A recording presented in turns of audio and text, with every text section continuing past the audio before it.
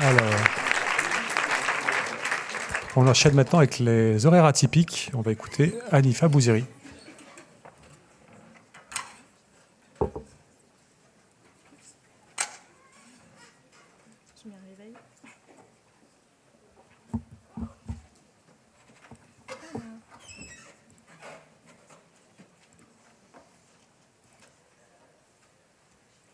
Oula, je suis plus petite. Comment ça...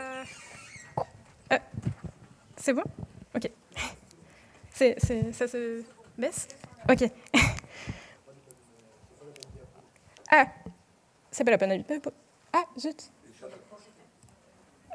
Comment vous faites pour... Désolée.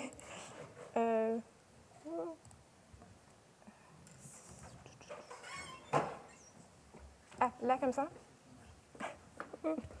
Désolée. Si, ma présentation. Là? Ok, c'est bon? Ok. Ah, attendez, je remets mon réveil. J'ai tendance à beaucoup parler, donc...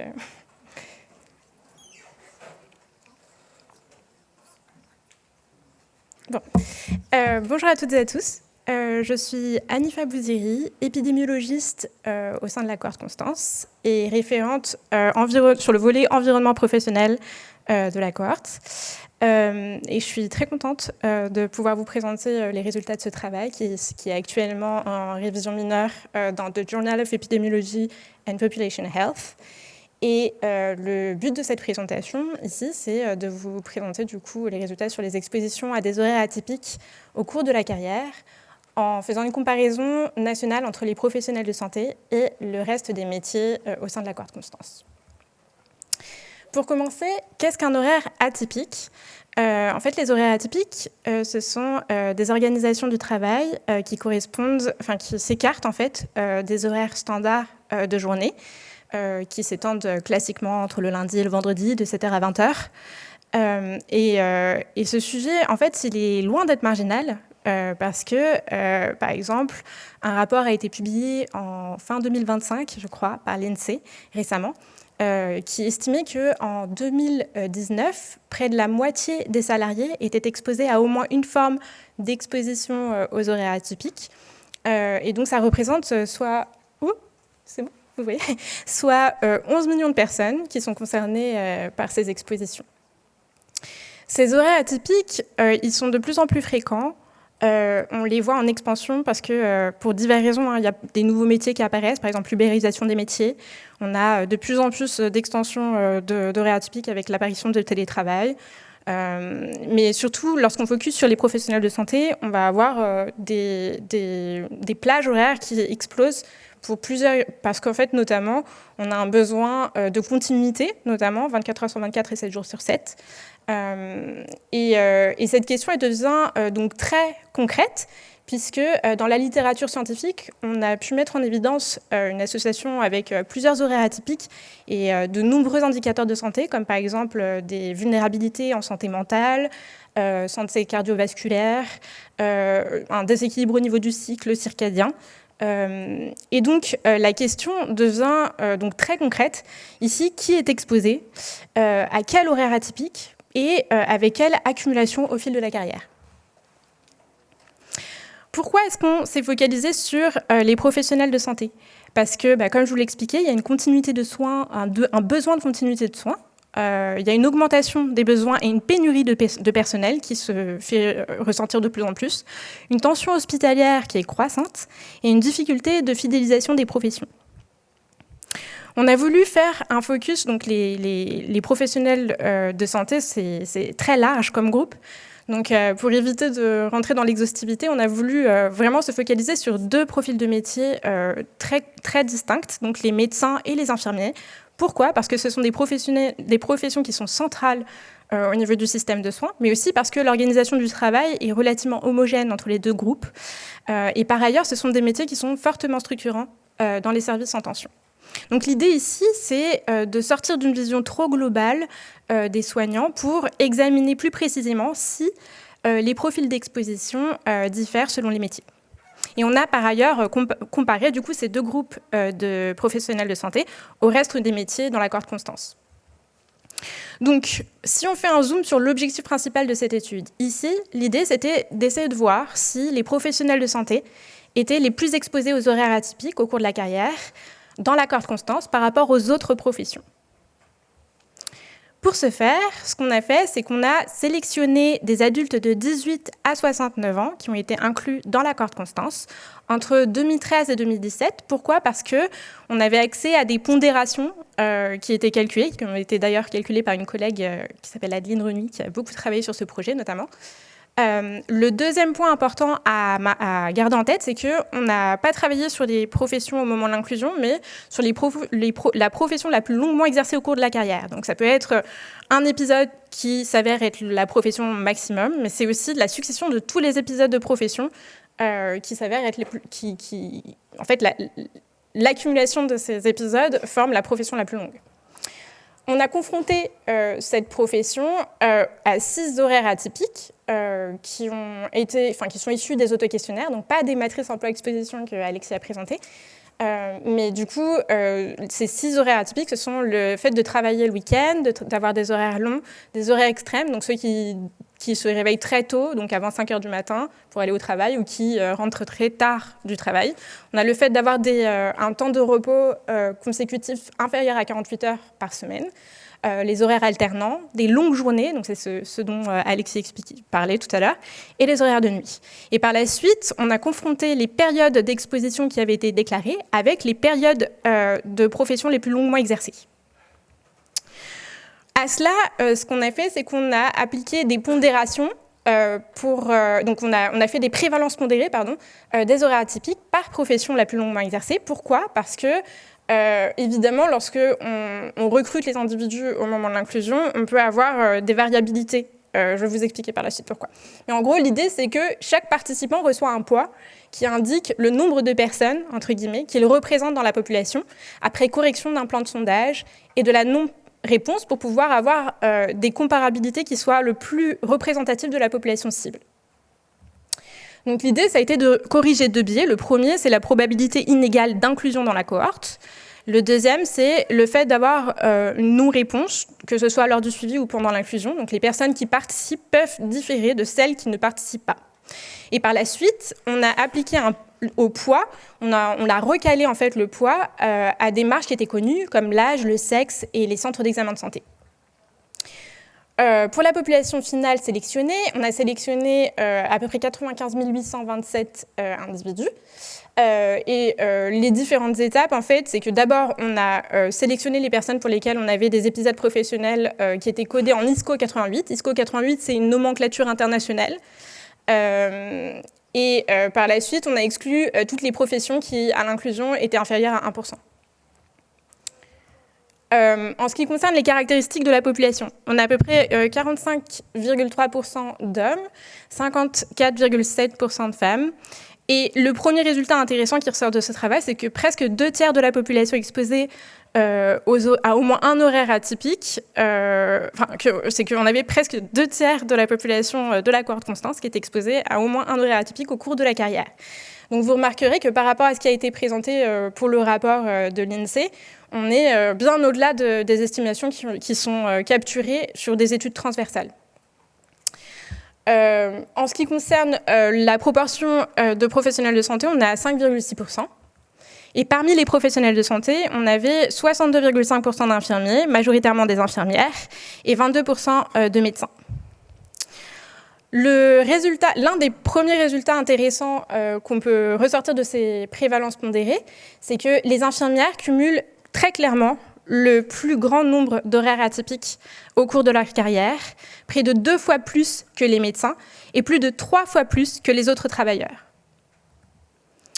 Un autre résultat intéressant, c'est que lorsqu'on regarde ces prévalences pondérées par horaire atypique au cours de la carrière, c'est pas seulement qu'on a une proportion qui est beaucoup plus élevée, on est presque à 100% des infirmières qui sont exposées à au moins un horaire atypique au cours de leur carrière, ce qui n'est pas très étonnant. Mais un autre point intéressant, c'est qu'elles ont tendance à être majoritairement exposés au travail le week-end, donc les expositions extrêmes, donc les horaires atypiques ou extrêmes, le fait d'avoir des horaires alternants. Alors que les médecins sont plus sujets aux expositions aux horaires longs et au fait de ne pas avoir assez de repos de plus de 48 heures consécutives par semaine. Si on devait capturer 3 grands messages, je dirais, donc c'est un tableau synthétique, mais si on se focalise sur les deux premières colonnes, on voit que les principaux résultats, c'est qu'on a 2/3 des travailleurs qui sont exposés au cours de leur carrière au moins une fois à un horaire atypique. Donc c'est une exposition qui est très fréquente et qui est bien au-delà de ce qu'on avait estimé auparavant. Et les 2 points majeurs, c'est que les infirmières sont très exposées à un pool d'exposition qu'on n'avait pas forcément exploré autant auparavant, notamment le fait de travailler le week-end, les horaires irréguliers. Et pour les médecins, on a les horaires de longues journées, récupération insuffisante. En ce qui concerne les apports scientifiques, ici, contrairement aux études qui ont été faites précédemment, on a vraiment une vision qui est carrière entière, contrairement à ce qui est, jusqu'à maintenant, en fait, ça a été surtout des études transversales, ponctuelles, qui capturent une cartographie à un moment donné des horaires atypiques. Là, on a une mesure du cumul du nombre d'expositions et par ailleurs, on les confronte à la profession la plus longuement exercée. On a plusieurs implications en santé publique qui peuvent être soulevées et qui mériteraient d'être discutées avec notamment les personnes qui sont concernées. Mais par exemple, des pistes pour reconnaître un plus large panel d'horaires atypiques comme des risques professionnels majeurs, parce qu'aujourd'hui, ce sont surtout les horaires de nuit et les horaires décalés qui sont pris en compte, mais pas les autres qu'on a explorés dans cette étude. Prévenir la fatigue chronique, l'usure et les sorties précoces du métier. Agir sur le repos, l'amplitude horaire et la charge de travail, et pourquoi pas repenser les effectifs, planification et répartition de contraintes organisationnelles. En ce qui concerne les limites, on a des expositions qui sont autodéclarées, donc ce n'est pas un calcul cumulatif. On n'a pas mesuré le nombre d'heures que les gens travaillaient, ou alors on ne les a pas suivis finement au jour le jour. Mais ce sont malgré tout des mesures... ça nous permet malgré tout de pouvoir extrapoler ces expositions à l'échelle de la carrière. Et pour finir, les horaires atypiques doivent être traités comme un risque structurel, selon moi en tout cas, nécessitant des réponses organisationnelles et pas seulement individuelles, comme ça a été majoritairement le cas jusqu'à maintenant, au-delà des adaptations individuelles. Voilà. Merci pour votre attention.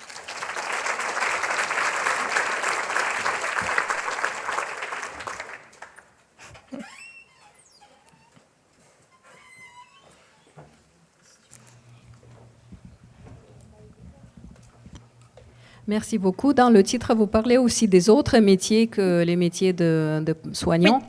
Est-ce que vous pouvez en dire plus et qui sont ces métiers les plus exposés à ce type d'horaire? Merci. Oui. Très bonne question. Alors pour la présentation, j'ai évité de vous présenter tous les métiers parce que ça aurait été absolument exhaustif et comme vous pouvez le constater, je parle beaucoup. Mais on a exploré énormément de métiers au sein de la cohorte avec une grande granulométrie. Il y a plusieurs métiers qui ressortent, notamment par exemple les drivers, donc les taxi drivers, les gens qui conduisent, voilà, et qui ont des horaires particulièrement... En fait, eux, ce qui ressortait le plus, c'était surtout les horaires alternants, le travail de nuit et les horaires postés. On a aussi toutes les personnes qui sont en lien, en service avec les gens, donc les personnes qui travaillent beaucoup le week-end notamment, donc les vendeurs, les restaurateurs, qui sont beaucoup sujets aux coupures, ça c'est pas très étonnant de les retrouver. Mais on a aussi, et c'est là où c'était assez intéressant, on a une exhaustivité de profils qui ressortent significativement, qui sont à plus de 80% d'exposition, comme par exemple les chercheurs. On a des professions comme ça où jusqu'à maintenant ça n'avait pas été totalement exploré, qui sont pas seulement exposés aux horaires longs, mais aussi à des horaires parfois contraignants qui nécessitent de travailler les week-ends. Donc voilà, donc, on a exploré pas mal de métiers, on pourrait en parler si vous voulez, mais dans l'article qui sera publié, il y a toutes les pondérations qui sont accessibles normalement. Oui, merci pour la présentation. Je me demandais s'il y avait des différences hommes-femmes à l'intérieur d'une catégorie, des catégories que tu as présentées. Oui, alors on les a explorées. Je ne sais pas si je les ai mis dans mes diapos ici. Ah non. Normalement... Bon, écoutez, je les ai explorés, je vous assure. Mais alors, donc pour les catégories infirmières et médecins, on a stratifié aussi par sexe. On l'a fait pour tous les métiers, par ailleurs. Mais on a choisi, en fait, de présenter en population générale. Pourquoi ? Parce que on s'est rendu compte, en stratifiant par sexe, que c'était très genré. Et que pour les médecins, donc les infirmières, c'est très féminin, en fait, au final. Et la différence entre les horaires atypiques chez les hommes et les femmes chez les infirmiers est drastiquement... Enfin, c'est assez proche, quoi. Pareil pour les médecins.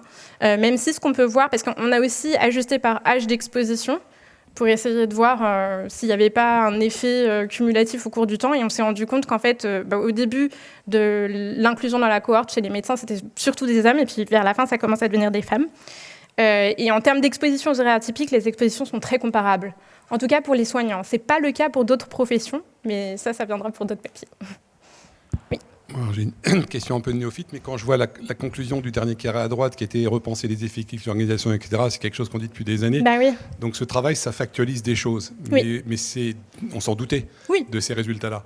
Mais est-ce que le but final, ça ne va pas être de dire, au moins qu'au niveau de l'État, parce que personne ne va mettre des postes, des machins, etc., dont on s'en fiche.